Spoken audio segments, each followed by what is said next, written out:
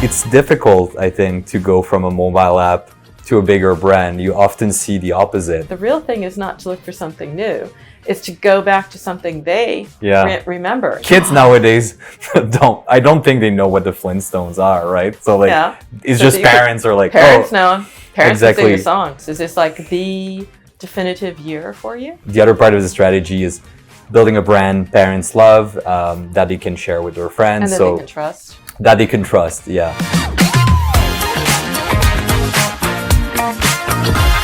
This is Mobile Groove. This is Mal. I'm Peggy Ann Saltz, and now it's starting to wind down. We can be unfiltered and real, and that's what I'm doing here. Félix Boudreau, you are head of growth at Pok Pok, which is a company that's focused on toddler games. So games for toddlers 2 to 6, I believe. Is that correct? 2 to 8. 2 to 8. Okay. What is the monetization model nowadays at Pok Pok? So it's basically like a free trial model with 2 subscription SKUs. So we got the monthly trial and a yearly trial. We don't offer a freemium. So like you either enter trial or you do other stuff. You download another app.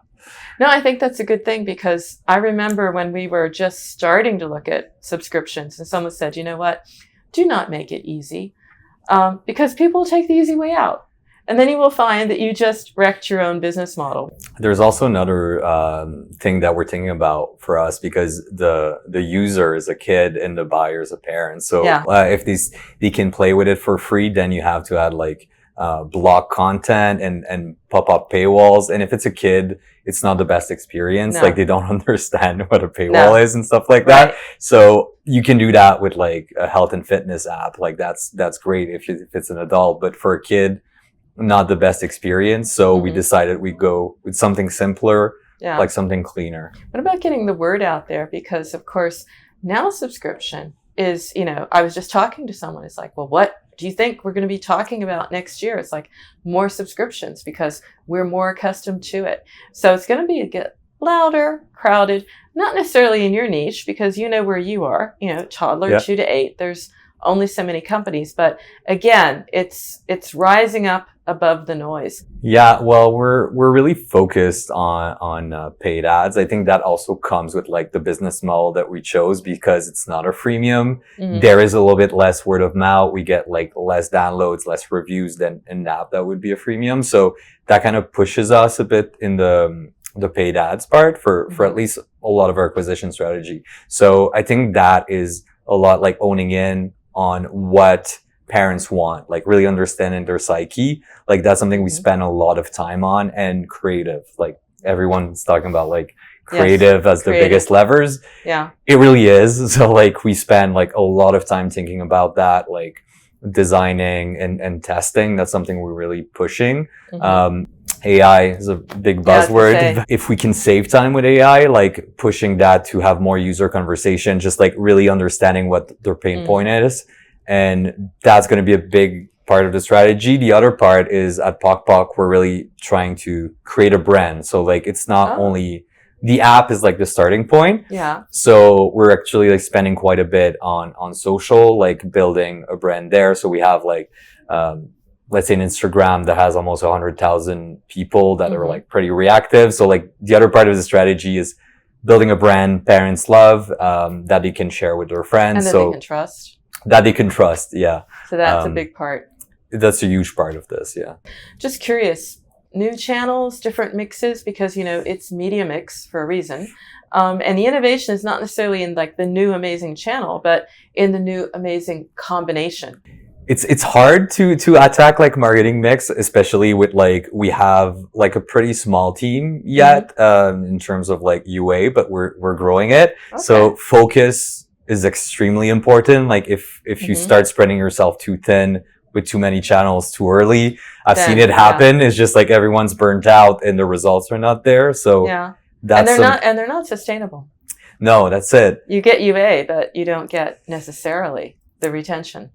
And also like it just makes everything more complicated. Like they require different creative, analytics are different. Like it works if all the channels are steady and bring results, but as you know, UA channels don't like stay steady forever. They break down and then it requires a lot of work. So all that to say, Meta is still like kind of like our biggest channel. They're really on the list of ones to look at again if you didn't before. I can't talk for everyone, but like I think a lot of UA manager in the mobile app space are now looking at stuff from a more like blended perspective.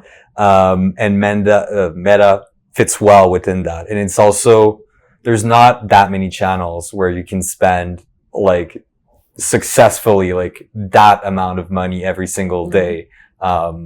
And yeah, so like Meta is really great for that. So that's a big part of a marketing mix. And otherwise, we're always like exploring other stuff. Like we're on Google Ads, we're on DSPs, we're on ASA, where influencer is big for us also because parents tend to trust other parents. Yes. So they bring the most qualitative user we have are from influencer parents trust. Yes. Exactly. Yeah. You're building a brand. That's exciting because you have a little bit of a, I wouldn't say a problem, but you know, you're known as Pok Pok. So it's okay as long as you don't release another game.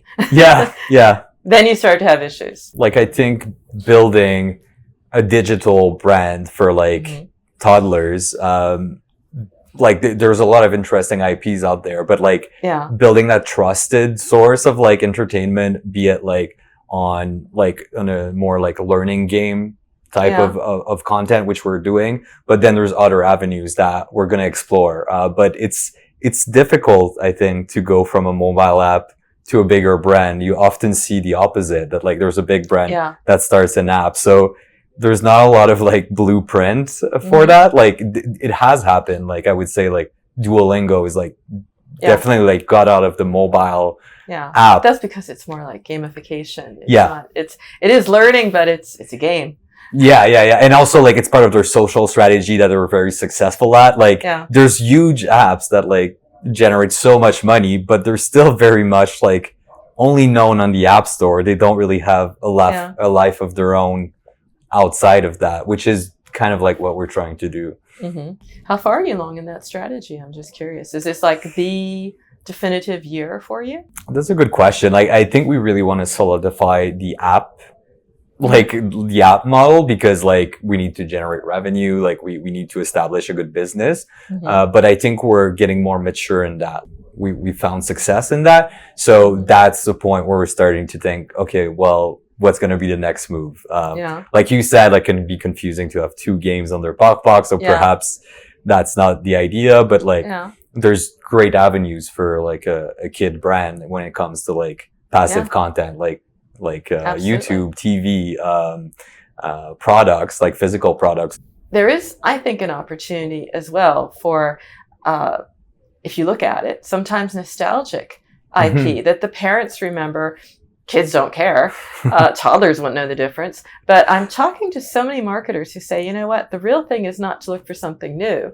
It's to go back to something they remember. And a lot of people are like, they're going back in old video game archives. Like, you know, that these things don't even exist anywhere. So they're like really cool IP to resurrect. Yeah, that's a really interesting point, that like it doesn't need to be like bluey or like stuff that like is trendy right now. It can go back. Like I think they still have like Flintstones vitamins. I don't know if that was a Canadian thing, but like they still sell those at the pharmacy. But I'm like, kids nowadays I don't think they know what the Flintstones are, right? So like it's so just parents are like, parents know. Parents can sing the song. Like it's the kind of thing like, I used to have that as a kid, so I want my kid to have that. Which is a big driver, like you said. But we don't really have a lot of conversation about that. We're trying to make it without having to do that, because also we spend so much time like developing a distinctive style. I mean, if we can make it without, that's good, but also like it is clearly like a good strategy, and there's a lot of like apps in the category that are doing it and perhaps successfully, so you can ignore that either. Subscription is hot now. I mean, there was a while where it's like, no, it's not a model, but now it's like, yes, it is. What are some learnings that you have around subscription? Maybe like the hardest thing you had to accept. I think the hardest thing to accept is that like churn is going to happen. And even if like you're best in class, you can't expect like after, if you're going for a monthly perspective, it's very not realistic to think that on a monthly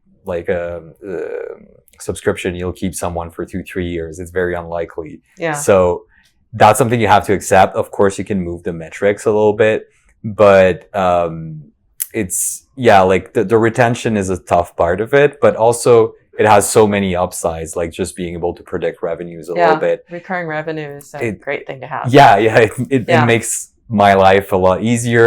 You can afford a little bit more to acquire someone, Mm-hmm. and also it opens door to get smarter at it and just like identify early who's going to be a good it feeds customer. into your persona as well. Exactly. Some channels are going to, like, by their nature have a certain type of customer, so like you have to take that into like consideration.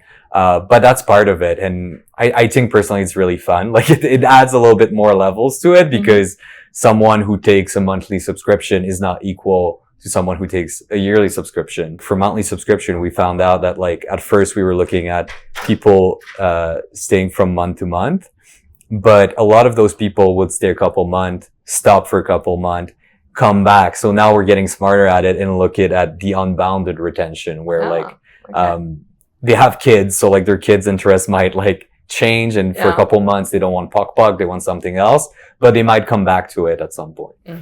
So together with Verve, we did the Publisher Pulse survey, right? So looking at what are publishers excited about, what are they talking about?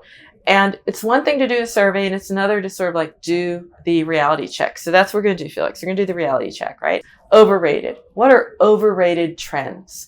And winner was generative AI and alternative app stores. So question to you is, like, are we on the mark here? I think in a lot of ways that's accurate. There's so much hype around generative AI, but at the same time, there is really cool aspect to it. And in terms of this alternative app store, I think that exactly on the mark. I don't think that's something that's happening.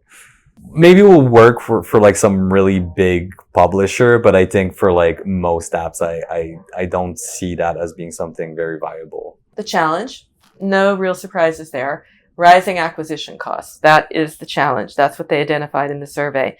Is that the major roadblock really, or what can be done to combat it? I don't think it's necessarily like a biggest roadblock, because also like we extract more revenue per download than we did before. So it kind of makes sense that the cost per download, for instance, is rising. It is a big consideration, but it's also an interesting challenge. I think it just pushes companies to get better at a lot of different things, like understanding their user better, bringing more value to them. Like at the end of the day, you need to bring enough value that justifies the price, that justifies the cost of acquisition. So maybe it weeds out some businesses, but at the end of the day, it is what it is. And you got to get creative. Perhaps you do more organic. You try to create a community somewhere where we don't pay as much in user acquisition. And when you blend everything together, it makes sense. And it is a value exchange, right? So valuable users aren't cheap. Yeah. Right? It's the biggest shift in consumer behavior that marketers need to know and prepare for now. I think AI is the answer to that. Like just how customized stuff might get, like where you get like a lot more bespoke experiences in app, and even maybe in like consumable products, because of what AI allows. I think that will be a major trend. And people will want it because they want personalization. They want personalized experiences. They want experiences at all. So that will be tough to prepare for, and start preparing for that now. Last question is, shows like this are about buzzwords. We talked about them, overrated trends. 2026, Mal 2026, what do you think the buzzword will be? Agents, AI agents, I think it's already trending, but I think it's going to become a lot bigger in the context of marketing. Okay, agentic AI. Exactly. Could be a generative AI. Yeah. We'll go to agentic AI. Yeah. Then we'll probably go to predictive AI. But it will all be AI. It's all AI. We've got a lot going on, Felix. Subscription is a big deal. You're building a brand, another big deal. I hope we continue the conversation, because I think it's an important journey, something a lot of publishers are looking at more now than ever. So you have the playbook. You'll be back, right? Yes, I will. Perfect. It's a pleasure. Thank you, Peggy.